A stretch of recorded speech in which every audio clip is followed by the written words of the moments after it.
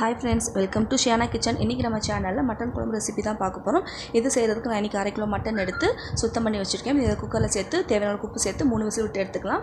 உங்களோட கறியோட தன்மையை பொறுத்து நீங்கள் விசில் விட்டு எடுத்துக்கோங்க। இப்போ இந்த குழம்பு செய்கிறதுக்கு ஒரு பாத்திரத்தில் 4 ஸ்பூன் கடலெண்ணெய் சேர்த்து 1 ஸ்பூன் சோம்பு, 3 ஏலக்காய், 4 கிராம்பு, 2 பட்டை, கொஞ்சம் கல்பாசி, ஒரு பிரிஞ்சில 2 கட் பண்ணி சேர்த்துக்கிறேன்। இப்போ எல்லாம் நல்லா பொரிஞ்சதுக்கப்புறம் 150 கிராம் சின்ன வெங்காயம், ஒரு கொத்து கருவேப்பிலை, 3 பச்சை மிளகாய் சேர்த்து நல்லா வதக்கி எடுத்துக்கோங்க।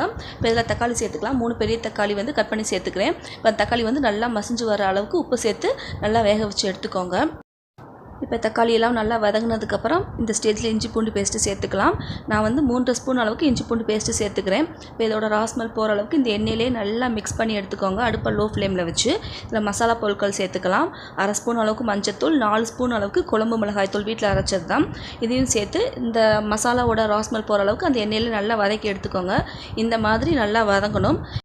இப்போ வேக வச்சு கறி சேர்த்துக்கலாம்। நான் கறி வேக வச்சு தண்ணியை தனியாக எடுத்து வச்சு வெறும் கறி மட்டும் சேர்த்துருக்கேன்। இதில் இப்போ எல்லாம் நல்லா அந்த மசாலாவோட மிக்ஸ் ஆகணும்। ஒரு 10 நிமிஷம் நல்லா மிக்ஸ் ஆகிற அளவுக்கு அப்படியே விட்டுருங்க। இந்த மாதிரி எண்ணெய் நல்லா பிரிஞ்சு வரணும்। இப்போ இந்த ஸ்டேஜில் 2 பெரிய உருளைக்கிழங்கு எடுத்து கட் பண்ணி சேர்த்துக்கிறேன்।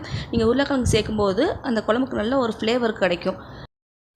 உருளைக்கிழங்கும் மட்டனும் நல்லா மிக்ஸ் ஆகிற அளவுக்கு அந்த மசாலாவோட நல்லா வதக்கி எடுத்துக்கோங்க। இப்போ நான் மட்டன் வேக வச்சு தண்ணி சேர்த்துக்கிறேன்। அதையும் சேர்த்து நல்லா கிளறி எடுத்துக்கோங்க।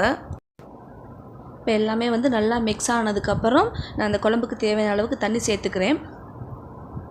தண்ணி சேர்த்ததுக்கப்புறம் இந்த உருளைக்கிழங்கு நல்லா வேகணும்। ஆல்ரெடி நம்ம மட்டனை வேக வச்சு எடுத்துருக்கோம்। உருளைக்கிழங்கு மட்டும் வெந்தால் போதும்। மூடி போட்டு நல்லா வேக விட்டு எடுத்துக்கோங்க। இதுக்கு ஒரு தேங்காய் பேஸ்ட் ரெடி பண்ணிக்கலாம்। இப்போ மிக்ஸி ஜாரில் 1/4 மூடி தேங்காய், ஒரு துண்டு பட்டை, 2 ஏலக்காய், 2 கிராம்பு, 1 ஸ்பூன் கசகசா, 1/2 ஸ்பூன் சோம்பு, ஒரு 10 முந்திரி எல்லாத்தையும் சேர்த்து நல்லா நைஸ் பேஸ்ட்டாக அரைச்சி எடுத்துக்கோங்க। இப்போ பாருங்கள் குழம்பு நல்லா கொதிச்சிருச்சு। இப்போ நம்ம அரைச்சி வச்சுருக்க தேங்காய் பேஸ்ட்டை சேர்த்துக்கலாம்।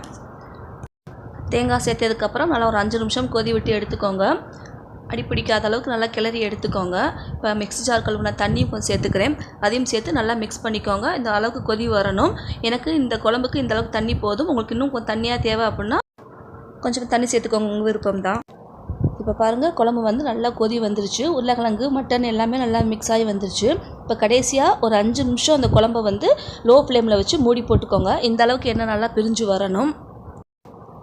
அவ்வளோதான், குழம்பு ரெடி ஆயிடுச்சு। ஃபைனலாக மல்லியில் தூவி ஸ்டவ் ஆஃப் பண்ணிக்கோங்க। நாங்கள் இந்த குழம்புக்கு சப்பாத்தி செஞ்சு தான் சாப்பிட்டோம்। ரொம்ப சூப்பராக இருந்துச்சு। நீங்களும் உங்கள் வீட்டில் ட்ரை பண்ணி பார்த்துட்டு எப்படி இருந்துச்சு மறக்காமல் சொல்லுங்கள்। இந்த ரெசிபி பிடிச்சா மறக்காமல் ஷேர் பண்ணுங்கள்। நாளைக்கு ஒரு ரெசிபியோடு சந்திக்கிறேன்। தேங்க்ஸ் ஃபார் வாட்சிங்।